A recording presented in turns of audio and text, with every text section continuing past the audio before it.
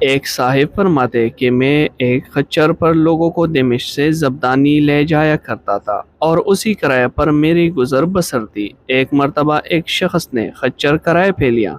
میں نے اسے سوار کرایا اور لے چلا ایک جگہ جہاں دو راستے تھے۔ جب وہاں پہنچے تو اس نے کہا اس راہ پر چلو۔ میں نے کہا میں اس راہ سے وہ ناواقف ہوں، سیدھی راہ تو یہی ہے۔ اس نے کہا نہیں، میں پوری طرح واقف ہوں، یہ بہت نزدیک کا راستہ ہے۔ میں اس کے کہنے سے اسی راہ پر چلا۔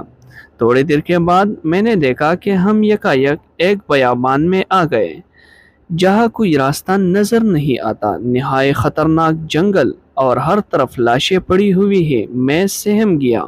وہ مجھ سے کہنے لگا ذرا لگام تام لو، مجھے یہاں اترنا ہے۔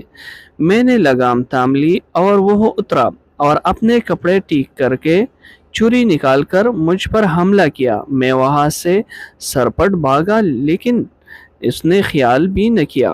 میں نے کہا اچھا یہ خچر اور کل سامان جو میرے پاس ہے تو لے لے اور مجھے چھوڑ دے۔ اس نے کہا یہ تو میرا ہی ہو چکا، لیکن میں تجھے زندہ نہیں چھوڑنا چاہتا۔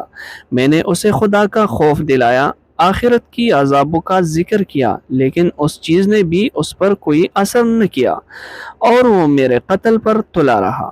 اب میں مایوس ہو گیا اور مرنے کے لیے تیار ہو گیا اور اس سے بامنت التجا کی کہ آپ مجھے 2 رکعت نماز ادا کر لینے دیجیے۔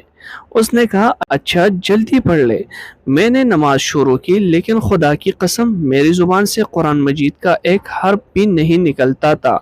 یوں ہی ہاتھ باندھے دہشت زدہ کھڑا ہوا تھا اور جلدی مچا رہا اتفاق سے یہ آیت میری زبان پر آ گئی، جس کا ترجمہ یہ ہے یعنی خدا ہی ہے جو بے قرار کی بے قراری کے وقت دعا کو سنتا ہے اور قبول فرماتا ہے اور بے بسی، بے کسی، سختی اور مصیبت کو دور کر دیتا ہے۔